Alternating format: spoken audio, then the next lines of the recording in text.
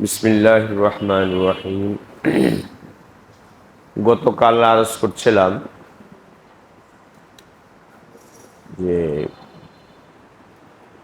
কানাত, শুকর এবং কানাত।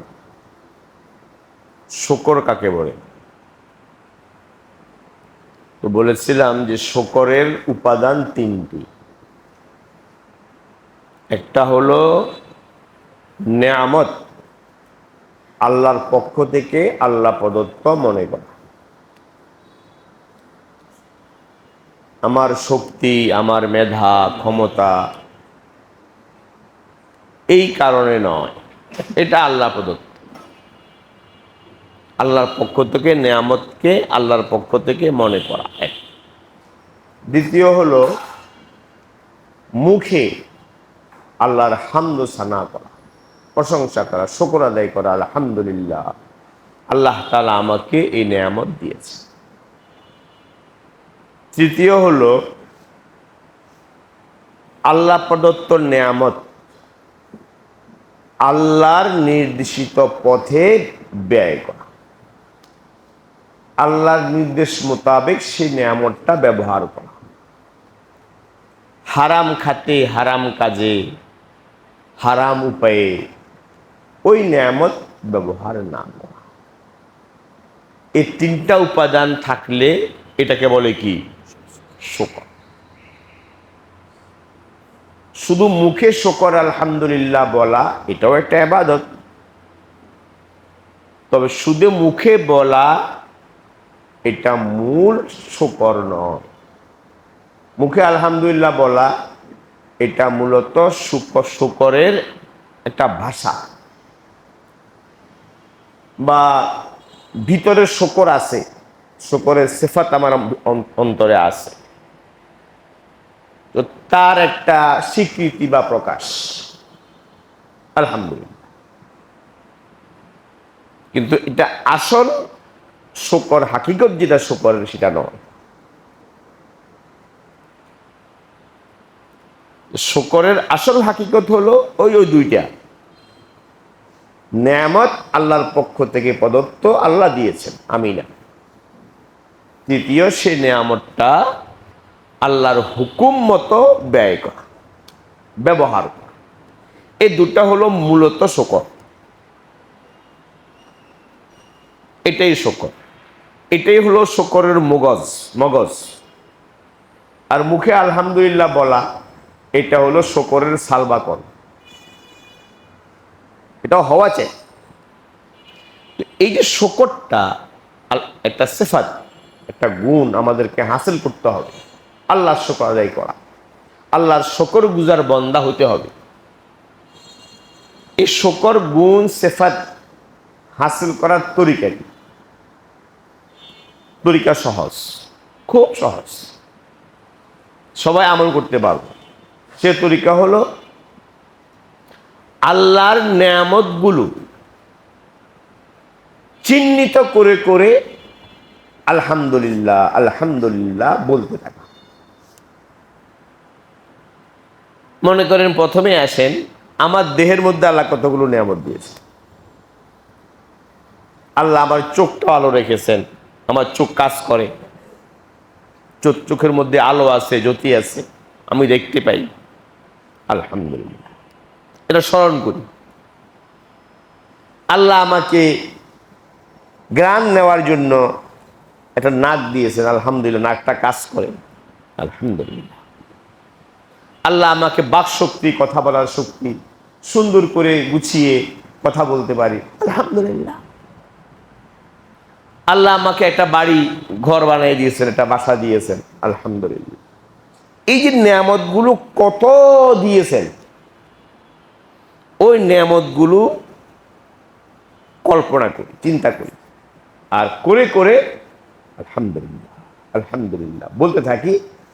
ওই এটা বলতে থাকলে শুকরের যে সিফাত, এই সিফাতটা ইনশাআল্লাহ অন্তরে গেঁথে যাবে। কথা কি বুঝতে পারছেন?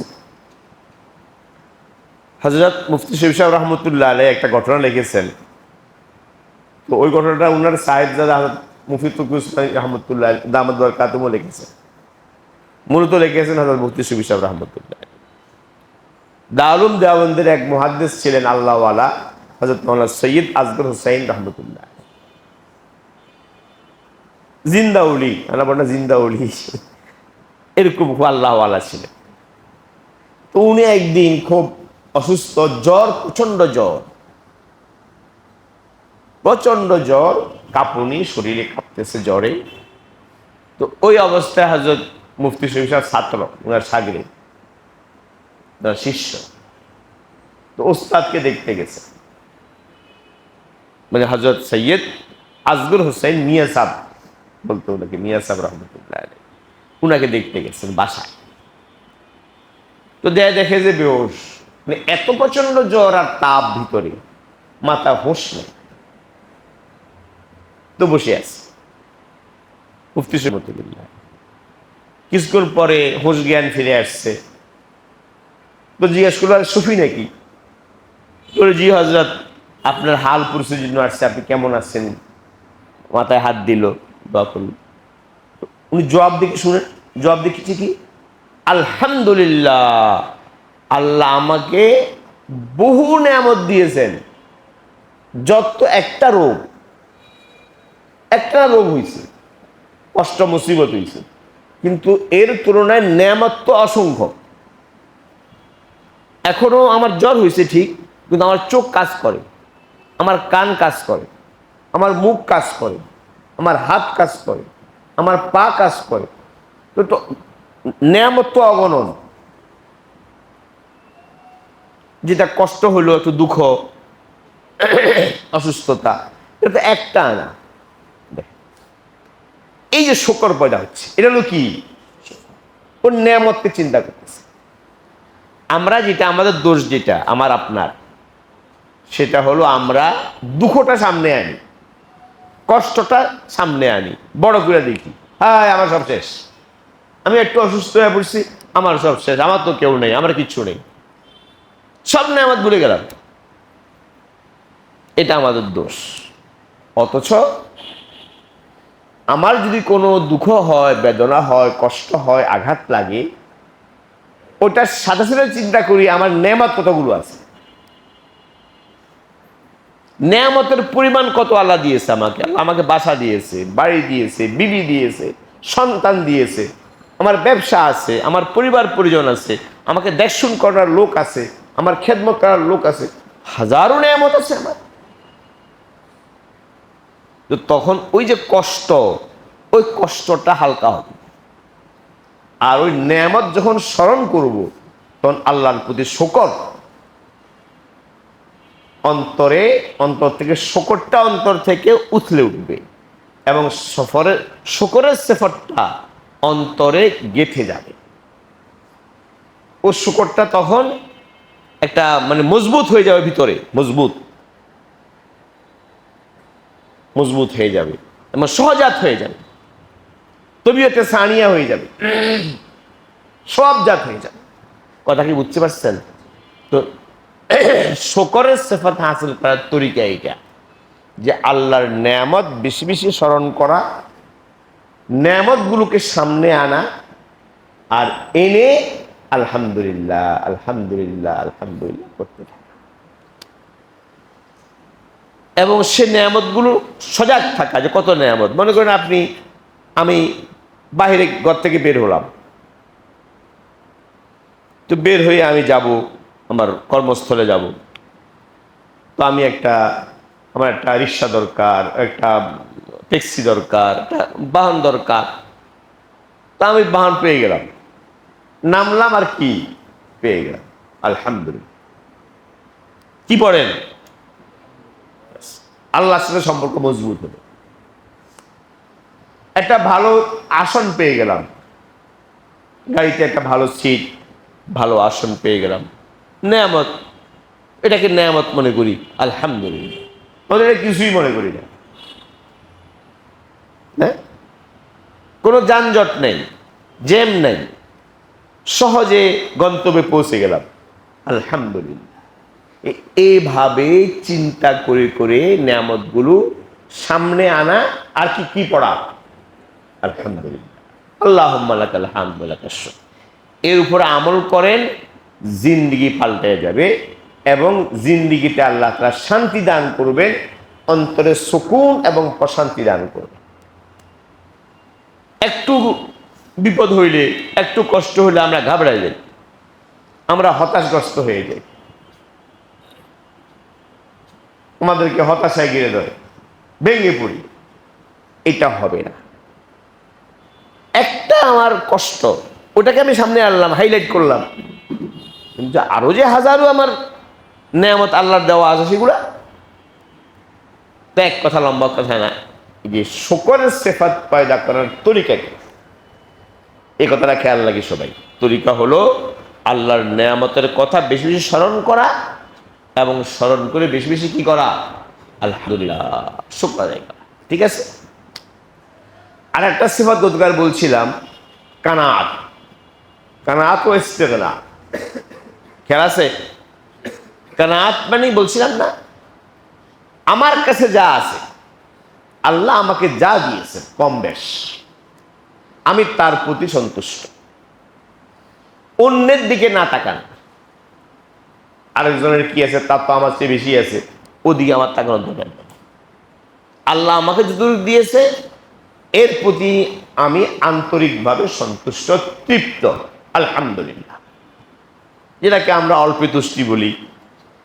এই তুষ্টি, অল্পে তুষ্টি, এটা কানাত।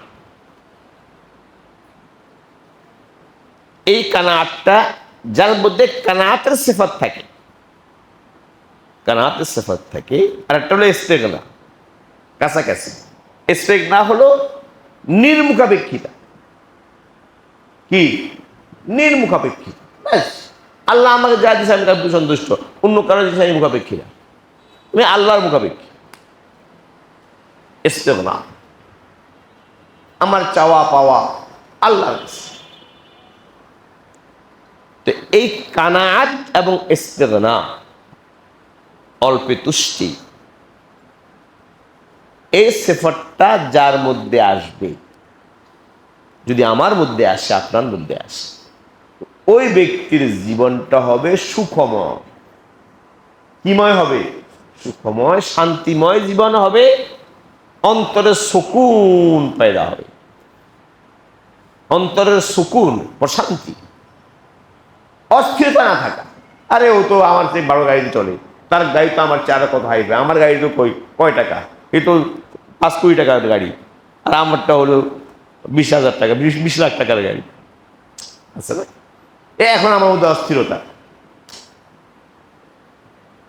তার বাসাটা কত সুন্দর, কত কারুকার্য করা, ওর মধ্যে কত কত কিছু করছে, আমারটা তো এরকম না, এই অস্থির। যদি আমি অন্যের দিকে তাকাই তো অস্থিরতা বাড়বে, মানসিক টেনশন বাড়বে। কথা কি বুঝতে পারছি?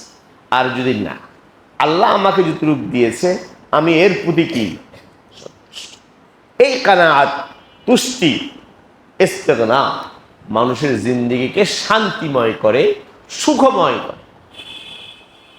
সুখের জিন্দেগি আল্লাহ তাআলা আমাকে আপনাকে দান করবে। এই কানাত, ইস্তেগনা হাসিল করার তরিকা কি? এর তরিকা হলো আল্লাহ, এর প্রধান তরিকা হলো মৃত্যুকে বেশি বেশি স্মরণ করা। দুনিয়ার ফানাইয়ত আর আখিরাতের বাকা। দুনিয়া যে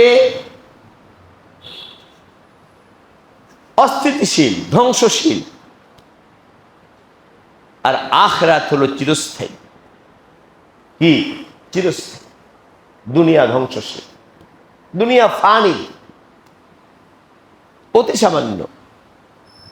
এ দুনিয়ার ফানাইয়ত, অস্থায়িত্ব, আর আখিরাতের বাকা, চিরস্থায়িত্ব, এটা স্মরণ করা। আর বেশি বেশি মৌত স্মরণ করা। মৌত স্মরণ করা মানে কি? মৌত মৌত মৌত মৌত জিকির, এটা এটা এটা না, মৌতে জিকির করতে পারেনি। মৌত স্মরণ করার অর্থ হলো আল্লাহ সবসময় এই কথা অন্তরে জাগ্রত করা রাখা যে কুল্লু নাফসিন যায়কাতুল মউত, যেটা কোরআন বলছে, মৃত্যুর স্বাদ আমাকে নিতে হবে। যে কোনো মুহূর্তে মৃত্যু আসতে পারে। মৃত্যুর জন্য প্রস্তুত থাকা, প্রস্তুতি গ্রহণ করা, প্রস্তুত থাকা এবং কি প্রস্তুতি গ্রহণ করা। আমার সামনে কত লোক যাচ্ছে, কত লোককে আমি দাফন করছি, কবরে রাখছি।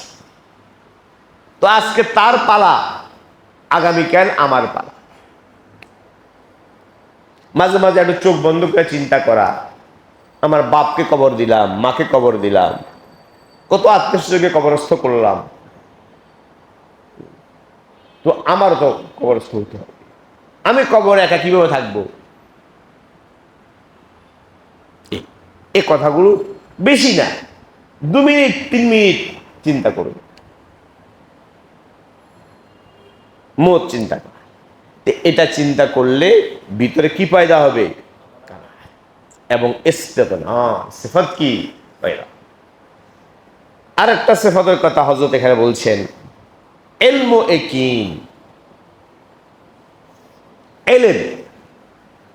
ইলম মানে দ্বীনি ইলম, দ্বীনি শিক্ষা, দ্বীনি জ্ঞান প্রজ্ঞা।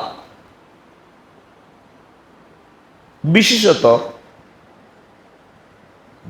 পূর্ণাঙ্গ দ্বীনের ফরজ আইন শিক্ষা অর্জন করা। ইলম একটা সিফাত, ইলমটা অন্তরের সিফাত। কিসের সিফাত? অন্তরের সিফাত। বাল হুয়া আয়াতুন বাইয়িনাতুন ফি সুদুরিল লাযিনা উতুল ইলম, ইন্নামাল ইলম ফি সুদুরির রিজাল লা ফিল কিরতাস। যেটা খাতায় লেখা থাকে এটাকে ইলম বলে না। কি বলে না এটাকে? এটাকে ইলম বলে। খাতারটা ইলম, খাতারটা হলো আঁকিবুকি। কি আঁকাবুকা করে না বাচ্চারা? এটা আঁকাবুকা, একটা কিছু দাগ, কালা কালা দাগ, এটা ইলম না।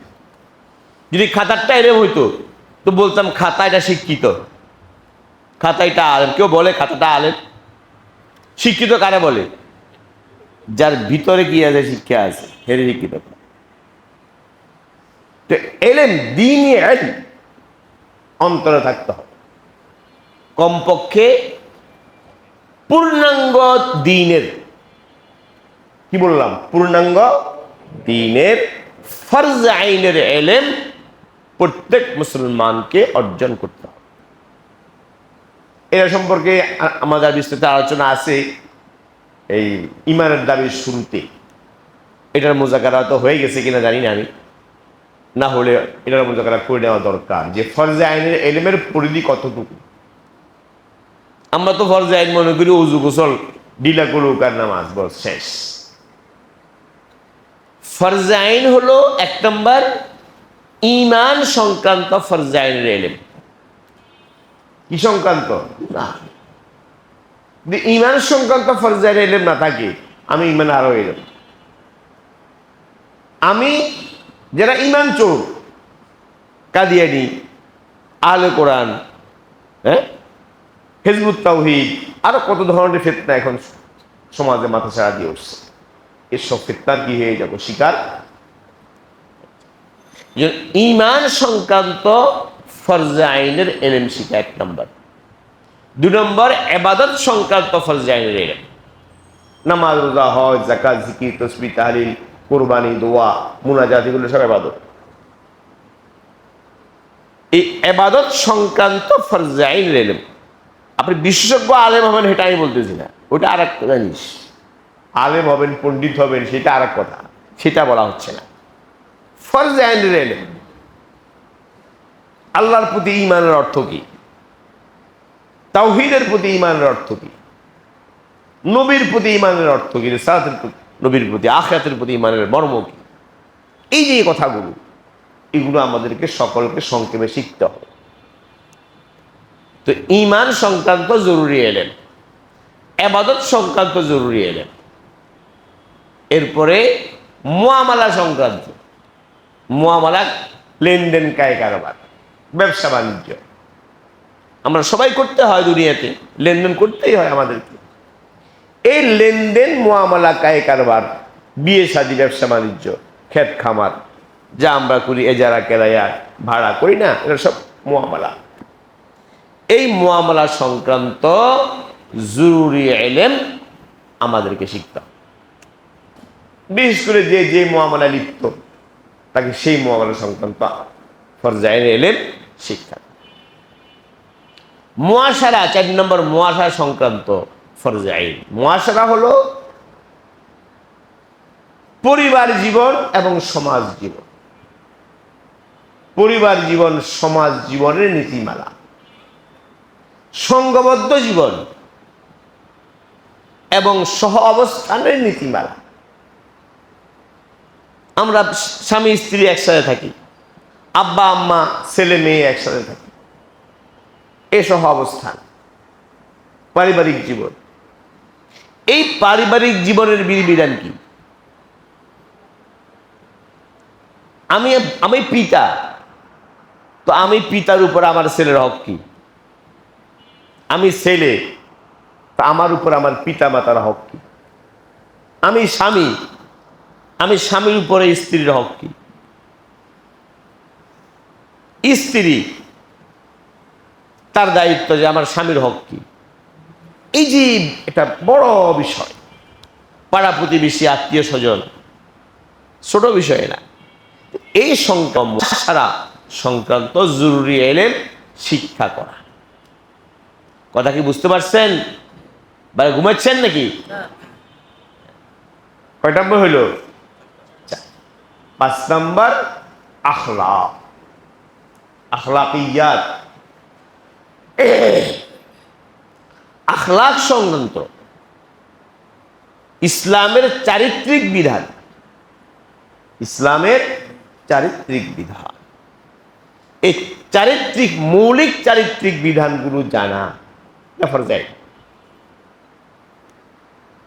আমাদের মধ্যে স্বভাবগতভাবে, জন্মগতভাবে, সৃষ্টিগতভাবে কিছু মন্দ স্বভাব আছে প্রত্যেকের মধ্যে। যে আপনারা বলতেছিলেন স্বভাবজাত কিছু মন্দ স্বভাব আছে, প্রত্যেকের মধ্যে আছে কম বেশ। অহংকার আছে, অহংকার অহমিকা আছে, কৃপণতা আছে, হিংসা বিদ্বেষ আছে, আছে না আমাদের মধ্যে? দুনিয়ার লিপ্সা লোভ আমাদের মধ্যে আছে। আবার কিছু ভালো স্বভাবও আছে, ভালো চরিত্র, এটাও আল্লাহ আল্লাহ এটাও আছে। এখন এই যে ভালো চরিত্র, যেগুলা সৎ চরিত্র, সৎ ভালো স্বভাব, উন্নত স্বভাব, উন্নত চরিত্র, সে চরিত্রগুলো অর্জন করা, বিনয়, সবর, শকর, তাওয়াক্কুল, পর অন্যের উপকার, পরের কল্যাণকামিতা, অন্যের পরোপকার করা, অন্যের প্রতি কল্যাণকামিতা, এই যে গুণগুলো, দানশীলতা, বদান্যতা, মহানুভবতা, এই যে ভালো গুণ, এই ভালো গুণগুলো জানা, বুঝা এবং সেগুলো অন্তরে অর্জন করা, সে গুণ দ্বারা অন্তরকে সাজানো, সজ্জিত করা। আর যে অসৎ চরিত্র আমাদের মধ্যে আছে, খারাপ চরিত্র, কৃপণতা, লোভ লিপ্সা, হিংসা বিদ্বেষ, পরাশ্রিকতা, কাতরতা, আরো কত ধরনের, এই যে খারাপ চরিত্র, সে খারাপ চরিত্রগুলোকে নিয়ন্ত্রণ করা। কি করা? নির্মূল হবে না, নিয়ন্ত্রণ করা। এটাও একটা স্তরে ফরজে আইন। এটা জানা, এটার ইলম হাসিল করা এবং সেটা অর্জন করা কি ফরজে আইন। কয়টা হইল? 5টা। এই দিনের 5 বিভাগ নিয়ে পূর্ণাঙ্গ দিন। এই পূর্ণাঙ্গ দিনের ফরজে আইনের এলেম শিখা, এটা গুণ, এটা কি সিফাত। তো এই সিফাতটা আমরা অর্জন করব ইনশাআল্লাহ। কেমনে অর্জন করব? ফরজে আইনের এলেম কিভাবে অর্জন করব? একটা হলো প্রাতিষ্ঠানিকভাবে আমি অর্জন করব, কোনো প্রতিষ্ঠানে ভর্তি হইয়া করব। আলহামদুলিল্লাহ এখন বিভিন্ন জায়গায় ফরজে আইনের মাদ্রাসা হচ্ছে, ফরজে আইন তালিমের কি প্রতিষ্ঠান হচ্ছে, সে প্রতিষ্ঠানে ভর্তি হব, কোনো বয়স লাগবে না, বুড়ারা বেশি হবেন, বুড়া জোয়ান সব স্টুডেন্ট ছাত্র সবাই ভর্তি হবে, প্রাতিষ্ঠানিকভাবে শিক্ষা গ্রহণ। আরেকটা হলো কোন মুরব্বীর সোহবতে থেকে আলেম, যিনি বিশেষজ্ঞ আল্লাহওয়ালা আলেম, সে আলেমের সোহবতে থেকে, তার সান্নিধ্যে থেকে, তার তত্ত্বাবধানে থেকে এই দ্বীনি এলেমের কিতাবপত্র পাঠ করা। প্রয়োজনীয় এলমে দ্বীনের কি অনেকগুলো কিতাব আছে, বই পুস্তক আছে, সেই বই পুস্তকগুলো কোনো আলেমের তত্ত্বাবধানে পাঠ করা। 3 নম্বর হলো কোনো আলেমের সঙ্গে থেকে, সান্নিধ্যে থেকে তার ওয়াজ বয়ান শুনে তাকে জিজ্ঞাসা করে করে কি করা, শিখা। কথা বুঝছেন? ফরজে আইন শিখার কয় তরিকা বললাম? 3 তরিকা। কয়টা?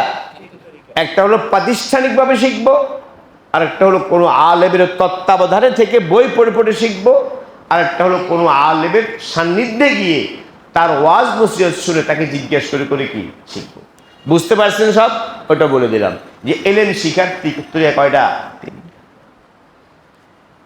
এরপরে কথা বলছেন একিন, ইলমু একিন,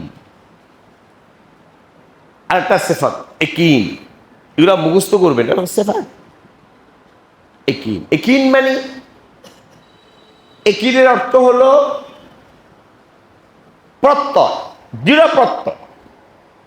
আমি যে এলেম শিখলাম, যে এলেম অর্জন করলাম, ঈমানের এলেম, ইবাদতের এলেম, মুআমালা লেনদেনের এলেম,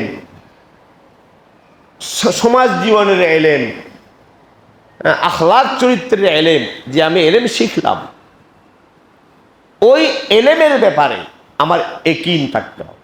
কি রাখতে হবে? একিন, দৃঢ় প্রত্যয়, বিশ্বাস প্রত্যয়, যেটা কখনো টলে না, এমন প্রত্যয় যেটা অটল। কি? অটল। এমন দৃঢ় প্রত্যয় এবং বিশ্বাস যেটা অটল, কখনো টলে না, এটা থাকতে হবে ওই এলমের ব্যাপারে। যদি এলেমটা আমার সন্দেহযুক্ত হয়, আমি জানলাম কিন্তু আমার জ্ঞান সন্দেহযুক্ত, তাহলে হল তাহলে এলেম না। সন্দেহ করলো এলেমে না, সন্দেহের নাম এলেমে না। ইয়ে বি হো সকতা হ্যায়, ইয়ে বি হো সকতা হ্যায়, ইউ ইউ ইউ, এটা এলেমে না। এলেম বলে কোনটাকে? আলা বসিরাতিন আলা মান ইত্তাবানি, এটা হলো এলেম।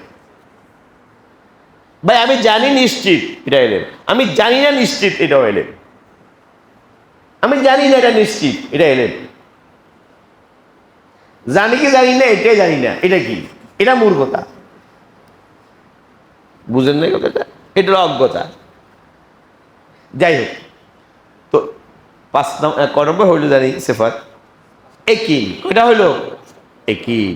একিন থাকাছে, হ্যাঁ, দৃঢ় বিশ্বাস বলেন না, বলেন ওই যে বললাম প্রত্যয়, একটি দৃঢ় প্রত্যয়, দৃঢ় প্রত্যয়, অটল প্রত্যয়, এটা কখনো টলে না, এটা থাকছে। তো সবর, শুকর, কানাআত, ইলম, ইয়াকিন, কয়টা হইছে? এই 5টা সিফাত। এরপরে আছে তাফওয়িজ, তাওয়াক্কুল, রেজা ও তাসলিম। 6 নম্বর গুণ হলো তাফওয়িজ। এগুলা মুখস্থ করবেন, আরবি মুখস্থ করবো, আরবি শব্দে। বাংলা তো সেটা বাংলায় বলবা, শব্দটা কি রাখবা? এগুলো আরবি পরিভাষা, ইসলামের পরিভাষা। পরিভাষার কোনো অনুবাদ হয় না। পরিভাষা আবার কি অনুবাদ? পরিভাষা তার জায়গায় আরবি, আরবি পরিভাষা আরবি কি। তো 6 নম্বর সিফাত হলো তাফবিজ। কি নাম এটার? তাফবিজ। কাছাকাছি আমি নিজেই স্পষ্ট বুঝি না। তাফবিজ ও তাওয়াক্কুল দুইটা কথা আছে, তাফবিজ ও তাওয়াক্কুল। আচ্ছা, প্রথম তাওয়াক্কুলটা বুঝি, এরপরে তাফবিজটা বুঝতে পারলে সুবিধা হবে। এটা একটু মানে আমি এখানে আসে আগে, কিন্তু আমি একটু আগে বলছি। তাওয়াক্কুল, তাওয়াক্কুল জিনিসটা কি? তাওয়াক্কুল এটা বড় সিফাত, এটা ফরজ। ফালাইহি তাওয়াক্কালু, আল্লাহর উপর তাওয়াক্কুল করো। তাওয়াক্কুল এটা ফরজে আইন, এবং এটা ঈমানের অংশ। কি এটা অংশ? ঈমান। তাওয়াক্কুল মানে কি? তাওয়াক্কুলের অর্থ হলো ইতিমাদুল কলব আলাল্লাহ। কি? আলাল্লাহ, অর্থাৎ কলবের অন্তরের ভরসা, অন্তরের ভরসা, নির্ভরতা আল্লাহর উপর থাকা। ভরসা, নির্ভরতা কার উপর? আল্লাহর উপর। আসবাব, উপায়, উপকরণের উপর নয়। আর একটু স্পষ্ট করে বলি, তাহলে তার সুবিধা হবে। আল্লাহর হুকুম নবীজির তরিকা মতো উপায়, উপকরণ, আসবাব গ্রহণ করা। কি বললাম? আল্লাহর হুকুম নবী ইসলামের তরিকা মতো আসবাব, উপায়, উপকরণ গ্রহণ করা। কিন্তু আসবাব, উপায়, উপকরণের উপরে ভরসা, নির্ভর না করা। ভরসা, নির্ভর করা কার উপর? আল্লাহ। এখন বুঝছেন এই দুটা মিলে কি? আসবাব বর্জন করার নাম কি নয়? তাওয়াক্কুল নয়। এই জন্য ঢুকাই দিচ্ছে। আসবাব বর্জন করা তাওয়াক্কুল না। ক্ষুধায় মরে যায়, এত ক্ষুধা, একেবারে প্রাণ যায় যায় অবস্থা, পানিতে ছাতি ফেটে যায়। সে বলছে তাওয়াক্কুল করলাম, পানি খাবো না, ভাত খাবো না। এটা তো তাওয়াক্কুল হয়েছে, এটা আত্মহত্যা হচ্ছে, এটা হারাম। বলে আসবাব গ্রহণ করবো না। আসবাব বর্জন করা তাওয়াক্কুল নয়। বুঝছেন কথাটা? তাওয়াক্কুল কি বললাম? আল্লাহর হুকুম নবীর তরিকা মতো আসবাব, উপায়, উপকরণ অবলম্বন করা। আর আসবাব, উপায়, উপকরণ থেকে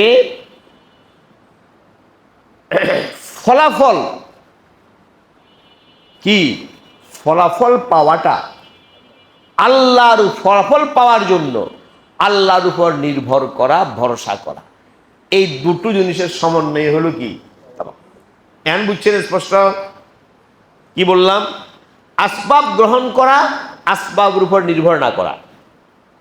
আসবাব থেকে ফলাফল পাওয়ার জন্য আল্লাহর উপর ভরসা করা, আল্লাহর উপর নির্ভর করা। এর নাম কি? আমি ওষুধ খেলাম, জ্বর হয়েছে, ওষুধ খেলাম, খান। ওষুধ খাওয়া তাওয়াক্কুলের কিনা? পরিপন্থী না। কিন্তু আমি ওষুধ খেলাম আর ওষুধের উপর ভরসা করলাম, নির্ভর করলাম, ওষুধ আমারে ভালো করবে। বুঝেন নাই কথাটা? আল্লাহর কথা আমার স্মরণে নেই, ভরসা কার উপরে? এটার ঈমান পরিপন্থী কথা। হ্যাঁ, এটা শিরক, এটা শিরক, এটা ঈমান পরিপন্থী কথা। ওষুধ খাইলাম, ট্যাবলেট খাইলাম, আল্লাহর হুকুম, নবীর তরিকা, ঠিক আছে খাইলাম। কিন্তু এই ওষুধ থেকে ফল পাওয়া, কি পাওয়া? ফল পাওয়া। এই ফল পাওয়ার জন্য নির্ভর করব, ভরসা করব কার উপর? আল্লাহর উপর। এর নাম কি? তাওয়াক্কুল। সবাই বুঝছেন? বুঝছেন তাওয়াক্কুল? বাকি তাওয়াক্কুল কিছু প্রকার আছে, এগুলো একটু কঠিন, হয়তো থান করে করছেন, এগুলা এখানে না বলি, ওটাই ভালো। হ্যাঁ, কথা কি বুঝতে পারছেন? হ্যাঁ, তাওয়াক্কুল কিসের নাম? আল্লাহর উপর ভরসা করা, আল্লাহর উপর নির্ভর করা। অন্তরের ভরসা কিসের? অন্তরের ভরসা, নির্ভরতা কার উপর থাকা? আল্লাহর উপর থাকা। কার উপর নয়? আসবাবের উপর নয়।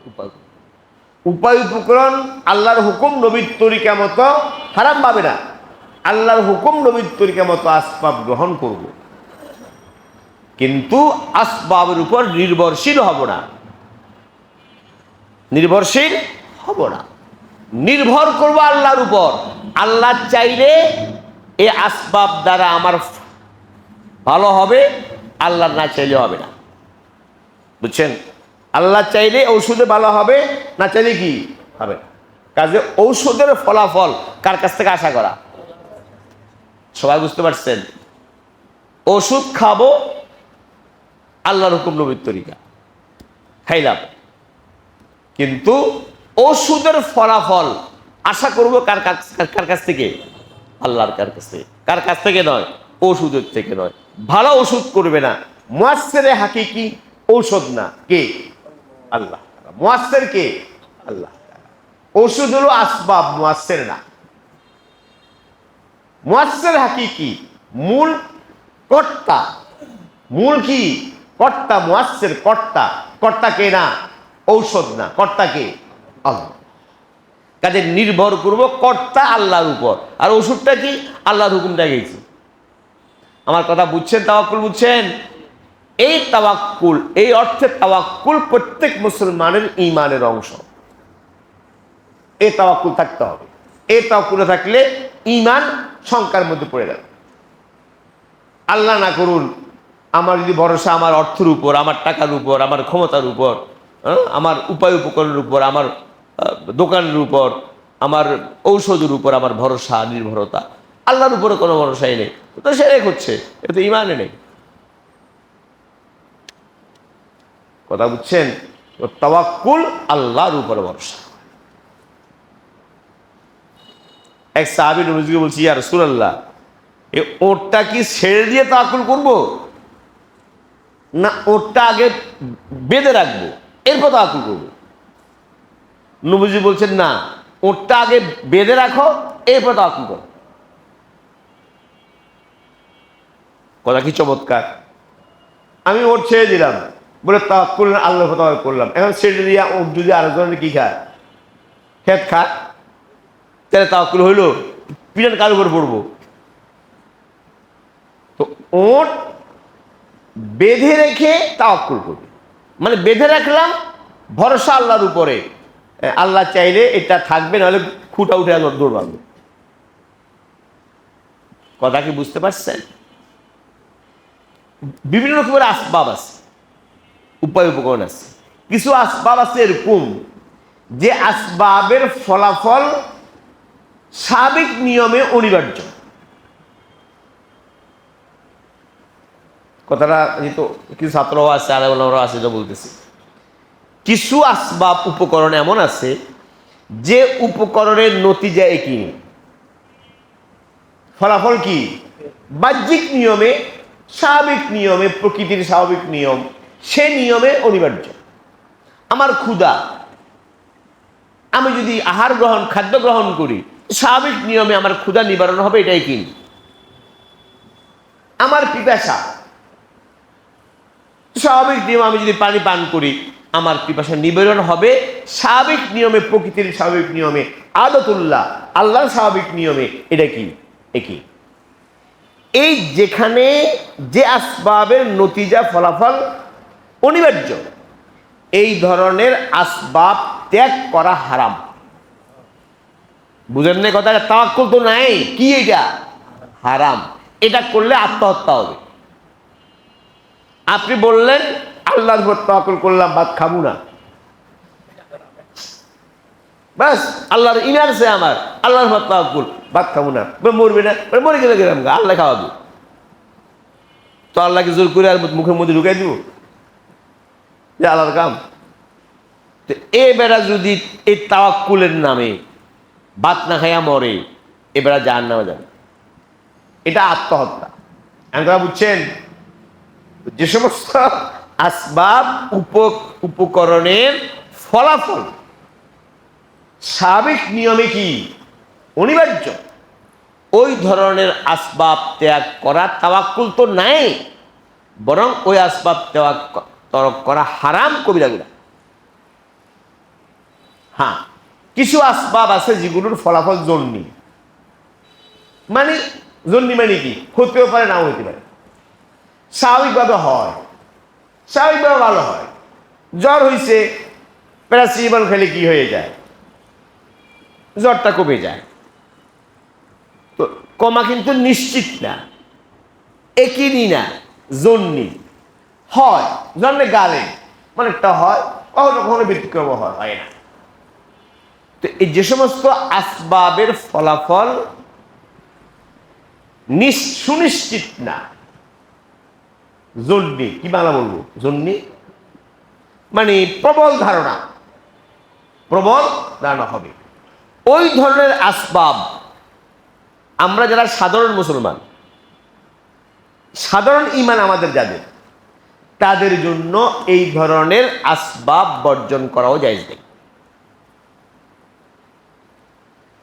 তারা ওষুধ খাবে, চিকিৎসা গ্রহণ করবে, এটা তাওয়াক্কুল, চিকিৎসা গ্রহণ করবে, আল্লাহর উপর নির্ভর করবে। বুঝেন নাই কথা আমার, একটু জটিল হয়ে যাচ্ছে কথাটা, বুঝছেন কথাটা? হ্যাঁ, কিছু আল্লাহর বান্দা আছে এরকম, সাহাবায়ে কেরামের মধ্যে সবাই জানেন না, এক আবু বকর ছিল সিদ্দিক আকবর, অসুস্থ হয়েছে, বলে ওষুধ খান। দুর্মিয়া কি ওষুধ খামু, ওষুধে ভালো হবে না কি নিশ্চিত নাকি, ওষুধ খান নাই। মানে জন্নি আসবাব বর্জন করছে। যারা ইমানের সর্বোচ্চ স্তরে থাকে, ওই ধরনের ব্যক্তির জন্য জন্নি আসবাব বর্জন করার অনুমতি আছে, এবং সেটা তাদের জন্য উচ্চ স্তরের তাওয়াক্কুল। কিন্তু আমরা যারা সাধারণ, এই যে আইরু গাইরু নাত্তু খাইরু, আমাদের জন্য কি না এই সাধারণ মানে জন্নি আসবাব বর্জন করা, তরক করা তাওয়াক্কুল না। আমরা এগুলো গ্রহণ করব আল্লাহর উপর নির্ভর। ঠিক আছে, বুঝতে পারছেন?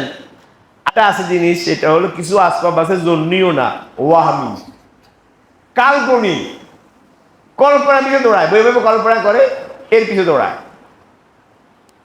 কল্পনার ভিত্তিতে দৌড়ায়, হে পয়সাওয়ালা হবে, ধনী হবে, টাকাওয়ালা হবে, এই হবে সেই হবে, কল্পনা নিয়ে দৌড়ায়, কল্পনার পিছনে দৌড়ায়।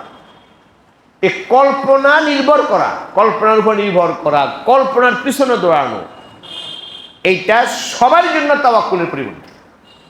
ওয়াহাম, যে আসবাব ওয়াহাবি, আসবাব তিন প্রকার, একটা আসবাব একিনি, একটা আসবাব জন্নি, আর একটা আসবাব ওয়াহামি। এখন বুঝছেন কথাটা সবাই? তাওয়াক্কুল। তো ওয়াহামি আসবাব যেটা কাল্পনিক, এই কাল্পনিক আসবাব পিছু দৌড়ানো, এটা কি? এটা তাওয়াক্কুলের পরিপন্থী, এটা তাওয়াক্কুল নষ্ট হয়। যাক, অনেক কথা বললাম। তাওয়াক্কুল আল্লাহর উপরে ভরসা রাখা, অন্তরের ভরসা, নির্ভরতা আল্লাহর উপর রাখাটা কি ফরজ, কি ফরজ। তাওয়াক্কুল কাকে বলে আবার বলছি, আল্লাহর হুকুম নবীর তরিকা মতো আসবাব উপায় উপকরণ অবলম্বন করা, আর অন্তরের নির্ভরতা, ভরসা আল্লাহর উপর রাখা। ঠিক আছে, আসবাবের ফলাফল, আসবাবের ফলাফল আল্লাহর কাছ থেকে কামনা করা, কার কাছ থেকে না, আসবাবের কাছ থেকে না।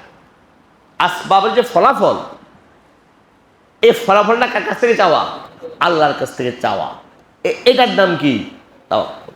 বাস আজকে এতটুকু। এই তাওয়াক্কুল একটা সিফাত, এবং এই সিফাত অর্জন করা প্রত্যেক মুসলমানের জন্য ফরজ আইন। যে স্তরের কথা বললাম, এই স্তরটা ফরজ আইন। যে জন্নি আসবাব তাওয়াক্কুল তো বললাম, এটা ফরজ আইন না। কথা কি বুঝতে পারছেন? তো কয়টা সিফাত হলো আজ পর্যন্ত? 6টা। এই 6টা সিফাতের নাম বলেন দেখি একজন। 6টা সিফাত কি কি বলেন দেখি?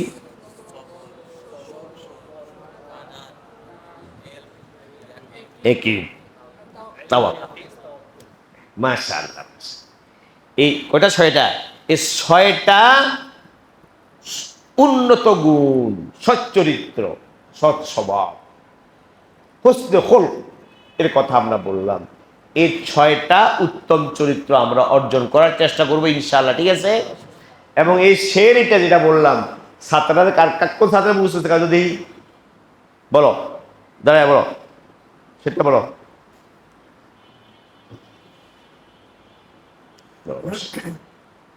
সুন্দর করে টেনে বলবা। বাড়ি নোয়াখালী? কোথায়?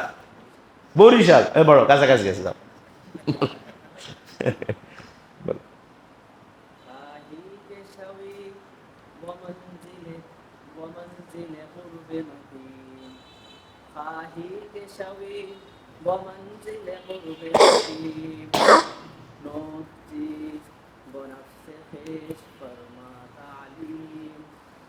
صبر شكر قناعة علم يقين صبر شكر قناعة علم يقين تفويض توكل رضا وتسليم মাশাআল্লাহ, এরকম সবাই সেটা মুখস্থ করবা, ঠিক আছে? খাহি কে শবি বমঞ্জিলে কুরবে মুকিম, খাহি কে শবি বমঞ্জিলে কুরবে মুকিম, নোহ চিজ বনফসে খেস ফরমা তালিম, সবর শুকর কানাত ইলম ইয়াকিন, তাফওয়িজ তাওয়াক্কুল রিজা ও তাসলিম। আল্লাহ আমাদের সকলকে কথাগুলো ভালোভাবে বুঝার তৌফিক দান করুন, আমাদের জিন্দিগিকে সিফাতওয়ালা জিন্দিগি আল্লাহ বানাই দেন। আমিন ওয়া আখির দাওয়ানা আলহামদুলিল্লাহি রাব্বিল আলামিন।